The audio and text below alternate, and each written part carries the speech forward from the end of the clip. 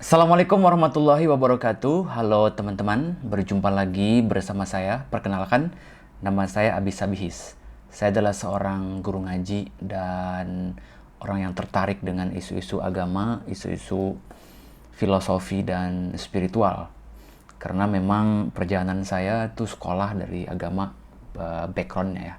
Sampai sekarang walaupun sempat bekerja di sebuah perbankan, tapi rupanya dorongan untuk melakukan pencarian tentang hakikat keagamaan terus berlanjut, sampai akhirnya kemudian belajar tentang filosofi spiritual, psikologi, dan isu-isu yang berkaitan dengan kehidupan.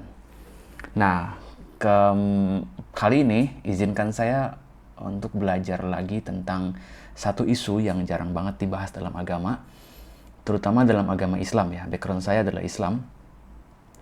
Tapi ada isu yang menarik buat saya, itu belajar tentang karma, hukum karma. Hukum karma itu kan di dalam konteks kajian keislaman atau waktu kita belajar di sekolah-sekolah itu jarang banget dibahas. Karena memang terma ini bukan berasal dari ajaran Islam sendiri secara secara tekstual.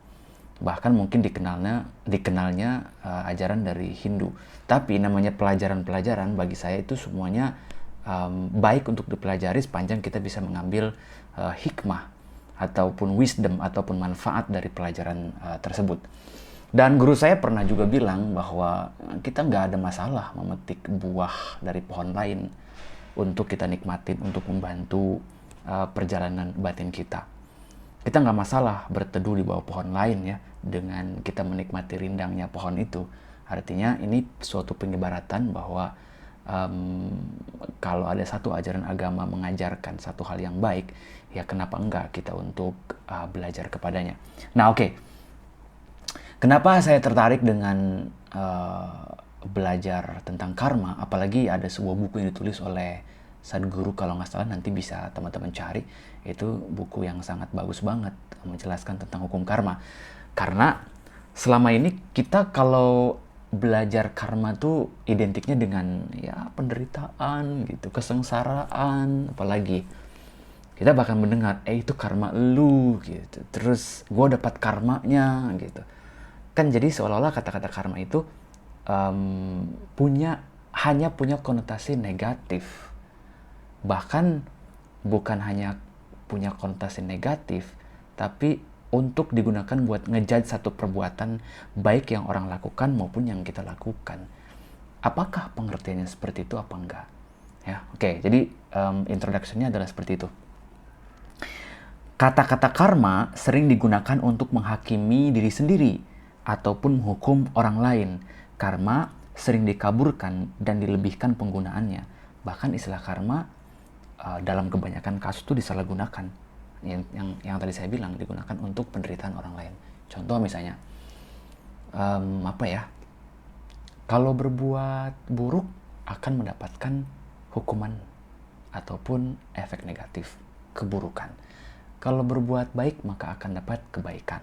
Kan itu yang biasa kita dengarkan ya. Terus apa lagi? Kalau kita ngebully maka akan dibully. Kalau kita berkhianat maka kita akan dikhianati. Kalau kita selingkuh maka kita akan diselingkuhi. Jadi karma itu digunakan untuk nakut-nakutin gitu. Untuk ya mungkin benar juga secara psikologis kita jadi takut mendengar kata-kata karma. Ya kan? Tapi apakah memang benar seperti itu gitu? Nah, ini yang mau saya coba pelajari ya. Semoga teman-teman bisa ngikutin ya. Disclaimer, di sini saya nggak berniat buat ngajarin siapa-siapa. Saya justru belajar agar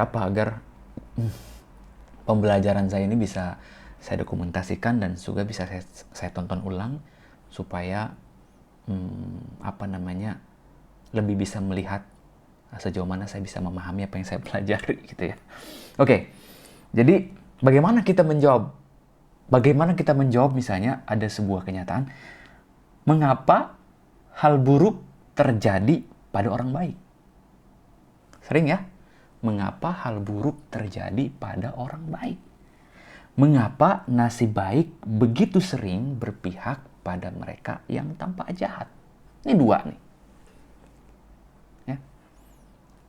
Apa tadi pertanyaannya? Satu, mengapa hal buruk sering terjadi pada orang baik? Kan kita lihat tuh, dia berbuat lurus, dia sering berbuat baik, sedekahnya jalan, apalagi terus tidak pernah neko-neko, sabar orangnya, terus apalagi kalem, tapi kok ada orang ngejahatin dia, gitu. Kok ada orang ngejahatin dia, atau kok dia ditimpa musibah, gitu, ya kan? Nah, gimana kita menjawab itu? Mungkin sebagian teman-teman punya jawaban kayak, ya itu ujian gitu. Itu ujian. Itu untuk ngetes sejauh mana keimanan dia. Untuk melihat ketabahan dan juga kekuatan jiwanya sehingga orang baik memang diuji. Ya kan sering kita dengar jawaban kayak gitu kan. Salah apa enggak? Ini bukan tentang salah benar. Bisa jadi benar, bisa jadi salah, tergantung perspektifnya. Nanti akan kita lihat ya. Kedua, mengapa nasib baik begitu berpihak pada mereka yang tampak jahat? Kita juga mungkin bisa menyaksikan gitu. Dia banyak banget loh nyakitin orang, tapi hidupnya baik-baik aja. Dia korupsi loh, tapi oke-oke aja tuh, nggak ada balasan. Atau apalagi, dia tampak jahat tuh misalnya apa? Nyinyir, suka gosipin orang, atau benci sama orang, atau dia punya iri dan segala macamnya. Itu kan sifat-sifat negatif yang tampak jahat. Tapi kok perjalanan hidupnya baik-baik aja gitu. Gue yang lurus di jalan yang benar, tanpa pernah membenci orang, tanpa neko-neko segala macamnya. Tapi kok merasa nasib baik belum berpihak pada gue gitu, kepada saya gitu. Itu kenapa? Kan gitu. Ya lagi-lagi mungkin jawaban dari orang-orang tertentu akan bilang, ya itu mungkin aja dia belum dihukum, atau orang yang jahat itu belum mendapatkan balasannya. Ya itu juga benar, tapi sejauh mana kebenarannya? Karena ada juga dia gue ngomong dia deh, kita yang mungkin melakukan satu perbuatan kecurangan, nggak ada tuh balasan-balasannya, contoh. Atau kita berbuat baik, nggak ada tuh balasan-balasannya. Nah ini ilustrasi aja, maksudnya contoh tidak harus selalu benar dalam kenyataannya, tapi ada kasus-kasus yang seperti itu. Nah, gimana cara kita menjawabnya? Mengapa keadaan hidup begitu berantakan? Padahal udah kita susun baik-baik, udah kita planning, nggak jalan, udah kita rencanakan, batal dan segala macamnya, kan gitu. Mengapa alam semesta begitu tampak bermusuhan, bahkan seperti tidak ada aturan? Nah, ini lebih luas lagi. Ada gempa bumi, ada bencana alam, ada hal-hal, kemarau panjang, atau hujan terus-terusan, atau pas kita mau ada suatu project yang membutuhkan dukungan cuaca, ternyata nggak mendukung, ya kan? Banyak banget hal-hal yang kadang-kadang nggak kita bisa cerna dengan baik, nggak bisa kita paham dengan baik, ya. Apa yang bisa menjawab ini semuanya? Atau ada lagi misalnya pertanyaan, mengapa Tuhan, Allah, seperti tidak memihak pada kehidupan kita? Udah bekerja keras, udah berdoa, rajin ibadah gitu, tapi belum juga tuh keinginan-keinginan kita mungkin belum dikabulkan atau belum terjadi. Why? Kan gitu ya. Oke, itu simpan ya pertanyaan-pertanyaan gitu. Mungkin teman-teman sudah punya jawaban, tapi lagi-lagi saya lagi belajar menemukan jawabannya gitu ya. Berikutnya adalah, ini masih gimana kita menghadirkan permasalahan-permasalahannya. Bagaimana lagi kita memahami betapa luas penderitaan manusia? Bagaimana kita menjelaskan teror perang dan penyakit mematikan yang baru aja berhasil kita sama-sama lewatin ya. COVID melanda, serangan yang cukup banyak membuat manusia berjatuhan. Dan penyakit mematikan ini menyerang semua orang baik, orang jahat, di mata dia sama aja kan gitu. Semuanya terkena gitu. Terus perang juga kan kita lihat banyak negara-negara yang yang sedang menyelenggarakan peperangan, dan di sana banyak banget orang-orang yang katakanlah tidak berdosa ikut terlibat, meninggal kena imbasnya. Bayi mungkin ada yang meninggal, anak-anak yang belum cukup umur juga meninggal, kan gitu. Ibu-ibu kehilangan banyak suaminya gitu ya, karena gugur di medan perang. Jadi dalam peperangan ada yang kalah, ada yang menang. Gimana cara menjawab ini semuanya gitu? Derita bisa dilihat di wajah anak-anak yang kelaparan, atau misalnya ada para tahanan yang mengalami trauma akibat suatu keadaan. Padahal saya mau highlight di sini, tujuan manusia hidup sebenarnya adalah untuk mengalami kebahagiaan. Oke? Tujuan manusia hidup sebenarnya untuk mengalami kebahagiaan, bukan untuk mengalami penderitaan. Lalu siapa yang menciptakan penderitaan? Ya kan? Apakah Tuhan yang menciptakan penderitaan? Atau kita sendiri yang menciptakan penderitaan? Jawabannya kita renungkan sama-sama. Sebagai sebuah ilustrasi aja misalnya ya. Tidak ada orang tua yang menginginkan anaknya menderita. Walaupun anaknya berbuat kesalahan dan berbuat kekeliruan. Tidak ada orang tua yang menyetujui atau mengharapkan anaknya didera oleh hal-hal yang tidak membuatnya bahagia. Kenapa? Karena ada rasa sayang, karena ada rasa cinta. Anak yang melanggar aturan orang tua, semelanggar-melanggarnya, udah pasti akan dimaafkan. Dan sebuah contoh misalnya, seorang orang tua mengancam anaknya kalau dia pulang malam, maka dia tidak akan dikasih pintu. Artinya dia tidak akan dibukain pintu, tidur di luar atau nggak usah masuk.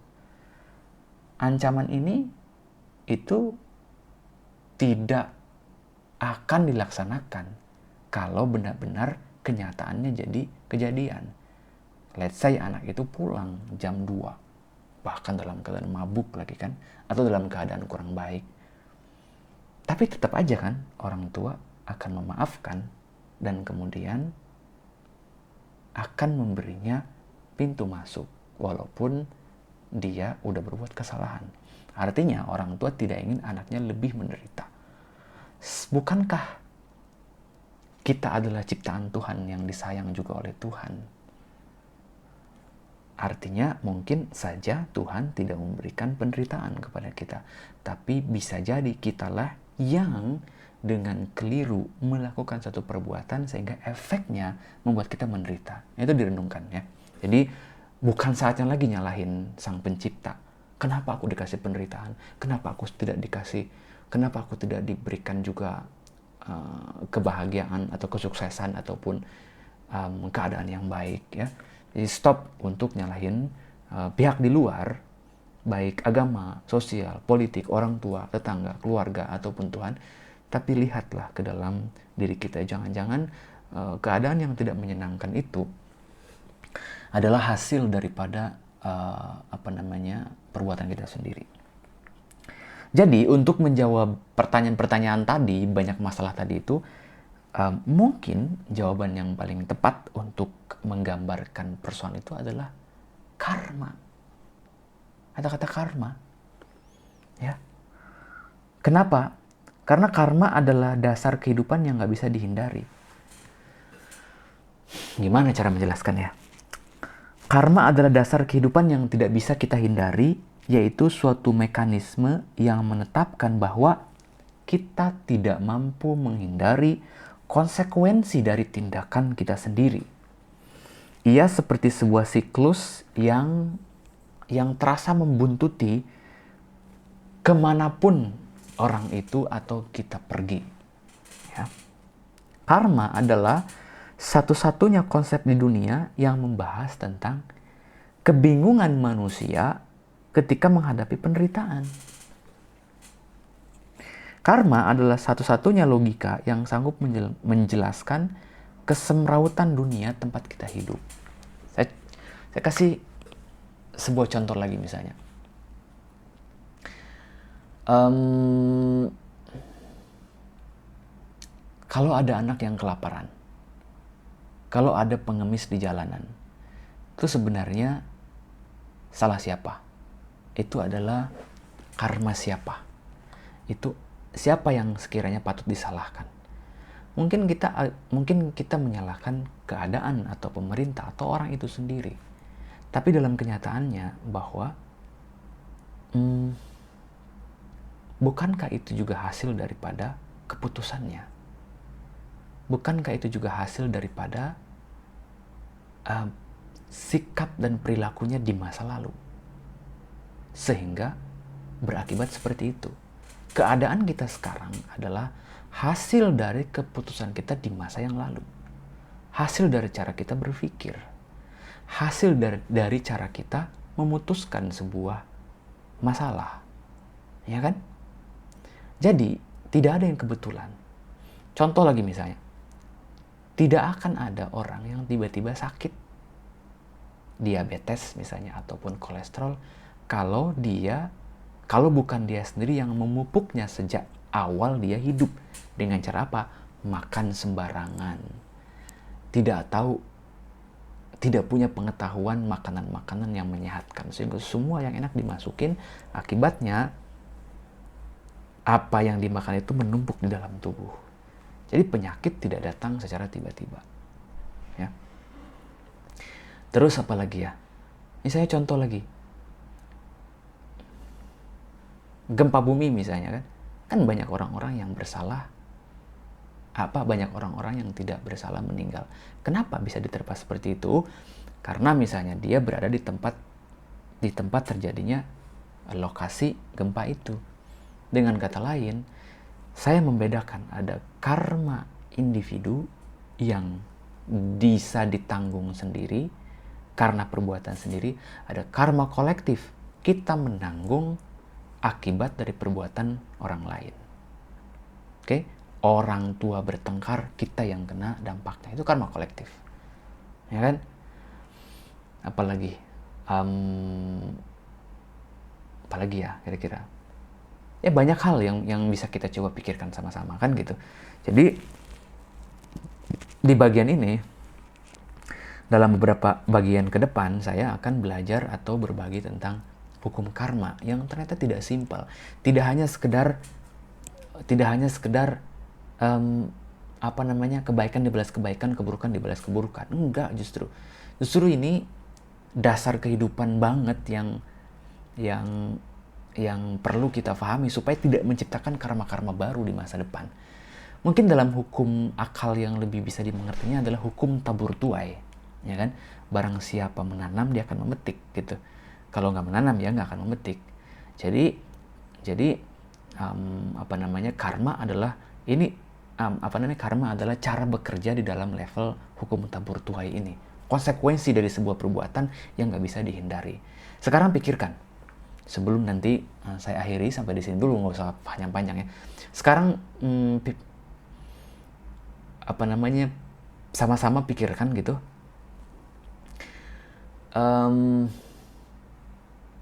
Perbuatan-perbuatan apa yang kita masih berasa atau yang masih kita rasakan penderitaannya sampai sekarang? Atau apakah kita mempunyai trauma di masa lalu? Atau apakah kita mempunyai penyesalan? Atau apakah kita marah besar kepada sesuatu yang sampai sekarang belum sembuh? Kenapa? Kalau kita telusuri dengan menggunakan konsep ini, jangan-jangan ada hubungannya dengan karma. Ya, jadi hidup kita sekarang adalah karma kita di masa yang lalu. Nggak bisa enggak. Dan nggak bisa lari juga. Harus kita hadapin. Harus kita selesaikan. Kenapa? Agar tidak diwariskan kepada generasi berikutnya atau kepada anak-anak kita gitu. Ya. Itu aja mungkin untuk video pertama tentang karma. Saya ingin berbagi segitu aja dulu.